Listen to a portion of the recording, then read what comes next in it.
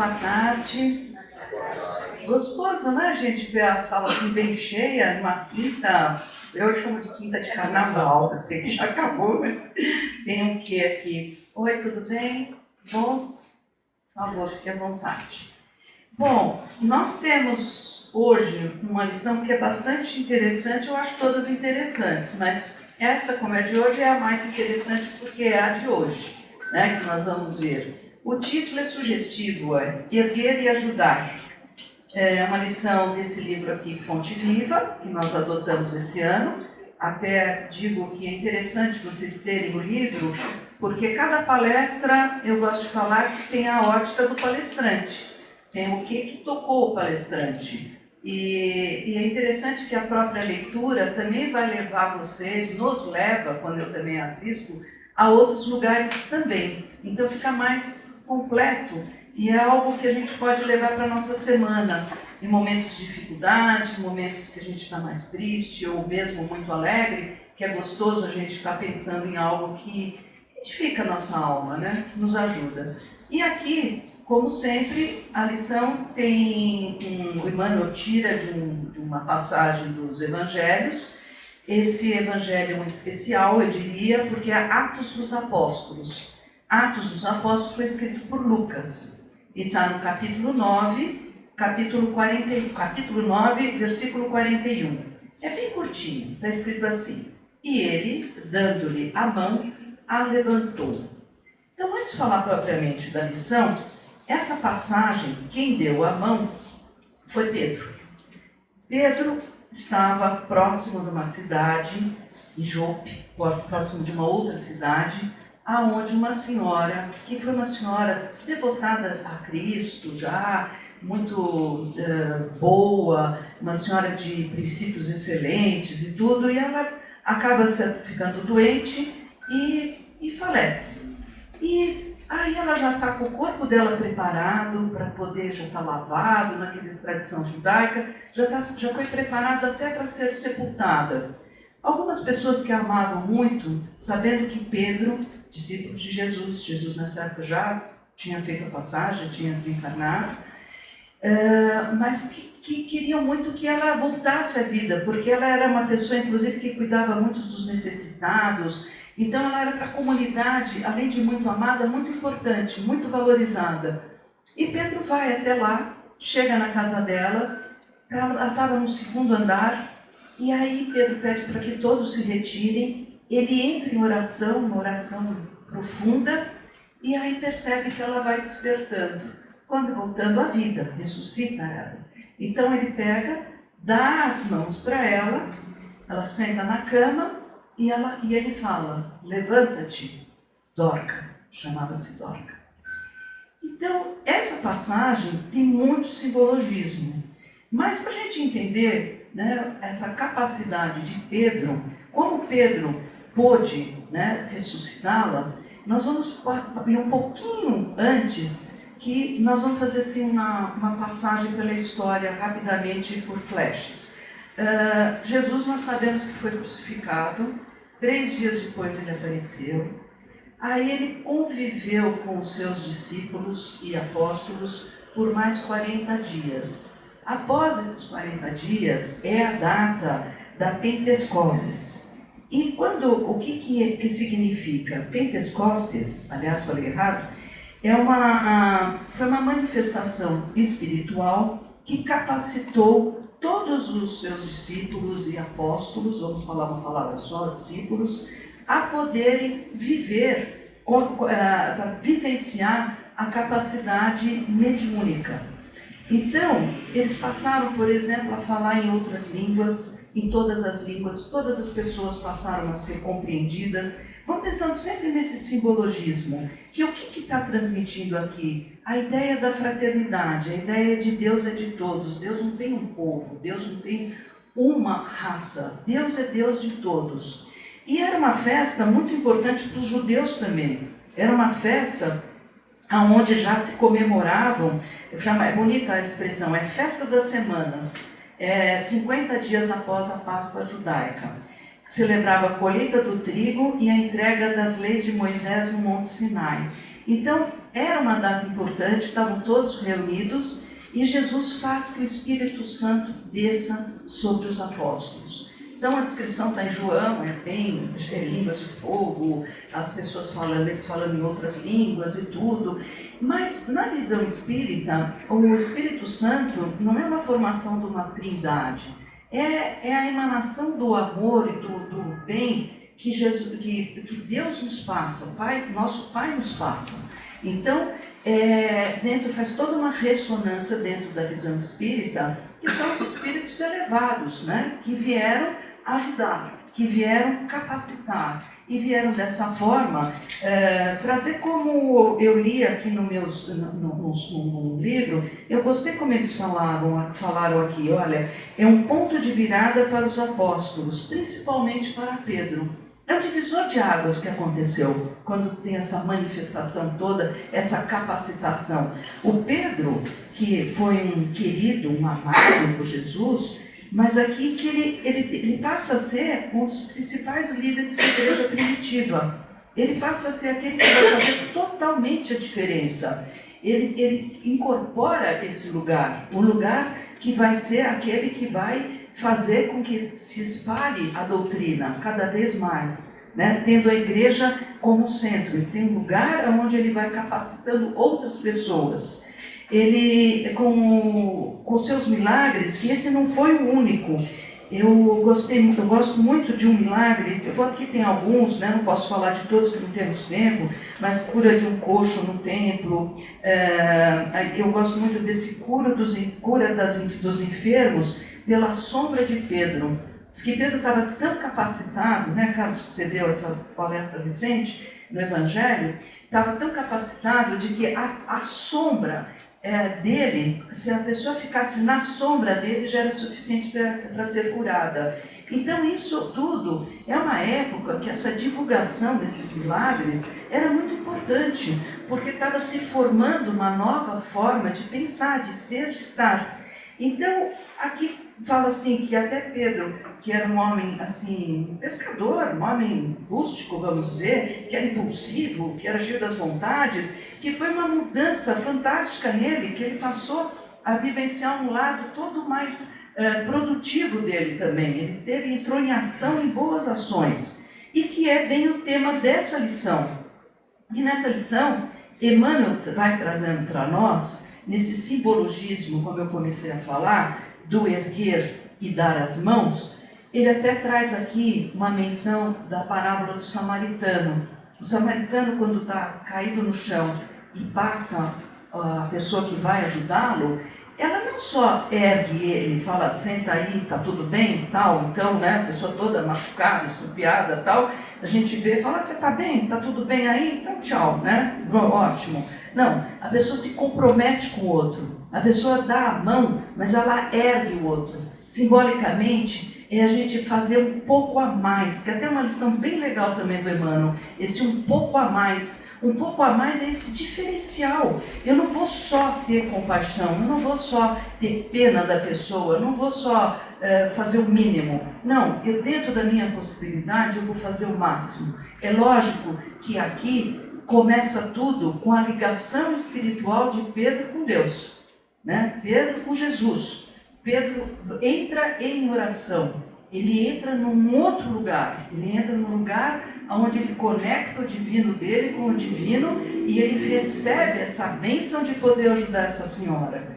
E ele vai além, ele ajuda e o levantá-la levanta-te, vai entrar em ação de novo. E assim como ele fez também, Pedro entrou em ação. E eu fiquei pensando, né? A gente traz essas coisas que são lindas. E aqui eu vou até pegar uma outra passagem aqui que eu acho que dá uma ilustrada no que eu estou falando, que tem aqui nesse livro que eu estou na página 84, que fala assim, é imprescindível usar nossas mãos nas obras do bem. Então, mãos, novamente figurativo, não é? É entrar em ação. Falam que caridade, né, é uma fé em movimento. Eu acho que é isso, né? A gente precisa fazer a fé em movimento. É lógico que tudo que eu digo, por exemplo, a oração é muito importante, é fundamental, começou assim. mas aí a gente vai fazer a nossa parte aqui, terrena, fazer o que nós também somos capacitados, o que nós também podemos fazer. Aqui outra coisa que eu gosto, esforço dos braços significa atividade pessoal, que é uma outra característica, não vou falar de vocês, vou falar de mim, tá? Minha, né? Muitas vezes eu fico numa super tentação de terceirizar, eu achar que não é pessoal. Eu olho algo e falo, nossa, alguém podia fazer alguma coisa, né? Ninguém faz nada, não, com isso. Quando eu não penso o que eu posso fazer, no que eu posso ser diferente, no que eu poderia entrar em ação, talvez até, não fisicamente, mas eu conheço alguém que tem uma organização, alguém que tem uma casa de repouso, alguém que tem uma cadeira de rodas, alguém que tem alguma coisa. Aqui eu estou olhando para a nossa amiga querida, né, responsável pela patrulha na parte da alimentação, né, aqui tem uma série de pessoas que acabam aqui, sobem, vão trabalhar, vão fazer sanduíches, a outra turma da terça faz a sopa, tudo isso é ação. Aí tem a turma que pode ir à noite, pode estar lá, pode distribuir, não é para todos nós, mas cada um de nós pensar quando a gente faz uma crítica, a gente pensar, bom, o que será? Isso me incomoda tanto, me toca, mas o que será que eu posso fazer? O que eu estou fazendo?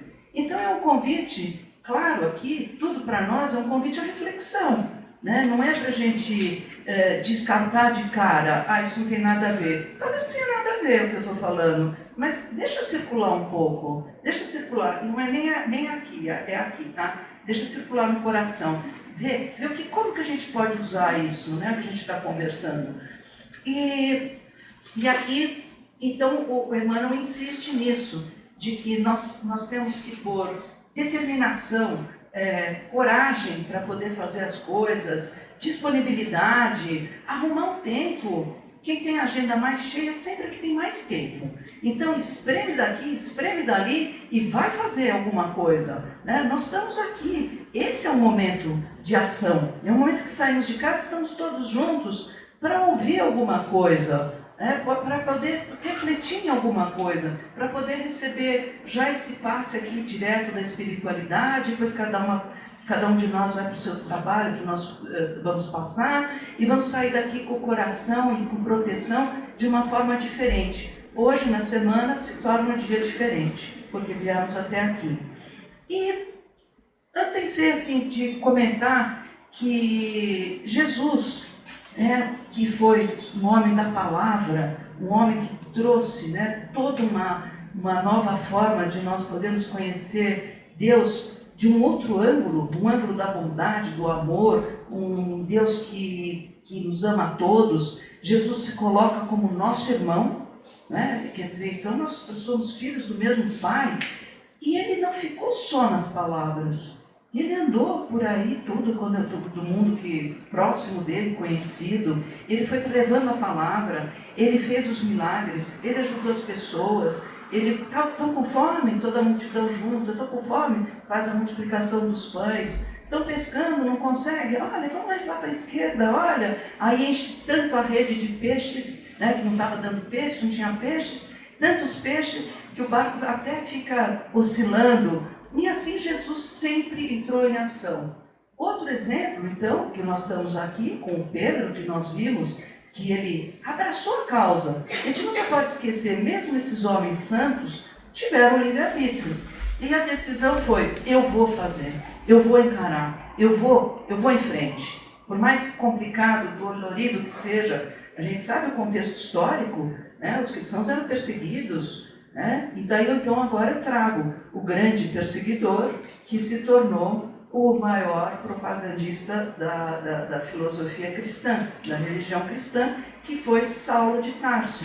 Saulo, que é um homem cultíssimo, criado na alta esfera intelectual dos rabinos, preparado para ser um rabino, um homem que eu não encaro como uma maldade, eu encaro como uma cegueira que ele tinha em relação à possibilidade das pessoas terem outra forma de exercer essa fé no Deus único.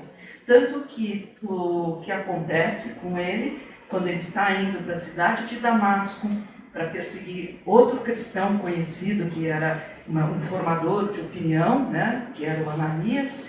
O que acontece? Nas portas de Damasco, Jesus aparece para falar com ele, aparece o clarão, aparece a luz, tudo simbólico, né? A gente pensar, aparece a luz de Jesus tão forte que o cega. E ele vai para a cidade, e lá na cidade ele vai ficar cego uns dias, e ele vai ser curado por esse homem que ele iria matar. E aí sim, o que acontece? Ele teve um insight, ele teve a sensação, ele entendeu, ele foi tocado, a alma dele foi tocada por Jesus. E ele se torna um estudioso, ele se torna um homem absolutamente humilde, ele se desapega de tudo que ele tinha, ele era um homem de família rica, ele vai viver no deserto no começo, e ele sai propagando e divulgando a palavra de Jesus, e vai enfrentando todo tipo de adversidade. Então, e ele era um excelente orador. Então, aonde ele parava, ele fazia pregação, mas o que ele fazia de principal? Ele estava em ação, o tempo inteiro em ação, o tempo inteiro mudando de lugar, e escrevendo cartas, escrevendo recados, e podendo sempre pôr essa fé dele em ação. Então aqui, eu acho que ficam, entre várias situações que nós podemos pensar, por isso que eu falei que é importante a gente poder ler também, refletir, vamos falar assim, de valores para o progresso espiritual que contém essa lição. Eu destaquei 3, né? Pode ter com certeza muito mais, mas a primeira coisa que me veio é a solidariedade. Se nós somos solidários, nós podemos fazer essa fé em ação. Então, a solidariedade, eu peguei uma frase que é de Emmanuel, que diz assim: a verdadeira solidariedade não é apenas um sentimento vago, mas uma ação efetiva no auxílio ao próximo. Então, a gente pensar, quando a gente diz, eu sou muito solidário, vamos entender as palavras. Sou solidário? Sou solidário? Ótimo. Mas vamos fazer um pouco a mais com essa minha solidariedade? No Livro dos Espíritos, em Kardec, tem a caridade. A caridade é o amor em ação. Sem ela os corações se ressecam e as almas se distanciam do verdadeiro caminho do bem. É lindo isso? A gente se resseca. Quando a gente não doa o amor, a gente vai ficando seco por dentro. A gente vai ficando, a gente não pode ter uma atitude egoísta. Esses sentimentos bons, essas virtudes, são virtudes para serem postas para fora de nós, postas em ação, que a gente doe o pouco que a gente sabe, não tem importância, o pouco que a gente pode fazer, mas é uma atitude, é um convite. Essa lição é uma lição de convite a, claro, primeiro, ligação com Deus, a oração é o caminho, as boas atitudes são o caminho também, e a ação dessas boas atitudes. E aí eu depois peguei mais uma, que eu acho que completa, faz sentido com essas duas, solidariedade e caridade, que é a compaixão. E eu peguei já homenageando o transformado Saulo em Paulo, quando ele escreve uma carta para o pessoal de Éfesos, que está no capítulo 4, versículo 32, que olha que bonito: tende compaixão uns com os outros, e sede misericordiosos, perdoando-vos mutuamente, assim como Deus vos perdoou em Cristo. Isso aqui eu acho muito atual, porque eu não sei se vocês concordam, mas trago que de uns tempos para cá, eu gosto muito da internet, até a gente brinca que agora eu estou apaixonada pela inteligência artificial, né? Eu que não sei nem ler e-mail, mas estou pronta para essa inteligência artificial, adoro coisas, progressos e tudo. Mas como tudo na vida, a gente tem que pensar no uso do bem e no mau uso. Não é nem do mal, é um mau uso. Então, eu acho que as pessoas, de uma certa forma, se empoderaram muito. Atrás dos computadores parece que todo mundo vira dragão e cospe fogo com uma facilidade incrível. Então, a gente pensar, que talvez esteja faltando um pouco de misericórdia no coração, um pouco de compaixão no coração. A compaixão é essa capacidade de eu sentir o que o outro está sentindo. Então, como que a gente faz, às vezes, tantos julgamentos e tantos está certo, está errado, isso e aquilo, de uma forma absolutamente superficial? Eu peguei a internet como um exemplo, mas no dia a dia, sabe, a gente não trazer uma reflexão de, mesmo uma coisa extremamente contra o que a gente acredita, da gente poder parar um pouco e pensar, bom, mas o que será que está acontecendo com essa pessoa hoje? O que aconteceu ontem? Como é que é a vida dessa pessoa? Por que ela é assim? Como que talvez, no lugar de eu já colocar uma barreira e uma irritação e ser tão igual a ela, porque eu vou ser reativa, eu vou ser igualmente malcriada ou grosseira ou malvada, ou seja lá o que for de negativo, por que eu não me coloco num lugar preservado, onde a reação do outro não precisa mudar a minha forma de ser? Eu posso continuar sendo eu mesma, os meus princípios, os meus valores, apesar do outro. E eu posso, talvez, fazer um pouco a mais. Eu posso até, talvez, falar uma palavra, um sorriso, falar eu te entendo.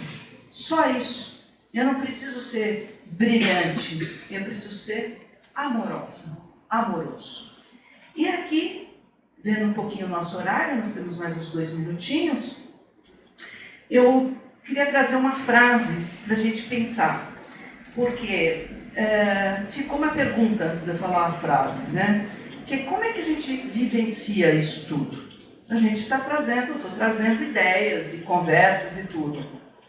Eu concordo muito com o Emmanuel, sabe? Que falou para o Chico, e que a gente aqui numa casa espírita sempre dá ênfase, aproveitando. As aulas começam semana que vem, tem muito tempo para todo mundo entrar, porque até abril pode entrar, pode não gostar, não ofende, tá? É curso poucas horas, são 2 horas semanais, então são 3 anos primeiro, depois um 4º ano para desenvolver a mediunidade, passa rápido, porque 2 horas semanais a gente gasta em trânsito normalmente, então vamos gastar aqui dentro, aprendendo.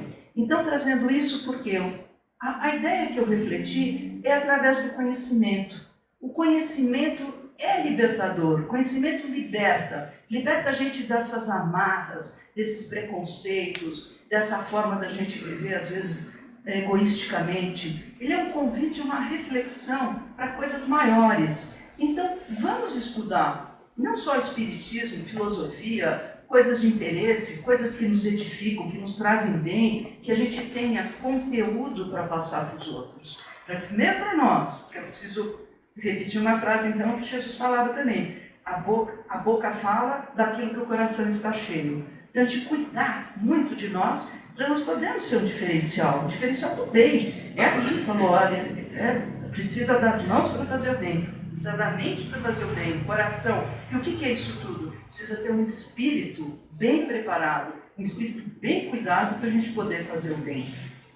Então, eu acho que eu peguei aqui uma frase, eu peguei do Isaac Newton, eu fui para um cientista dessa vez.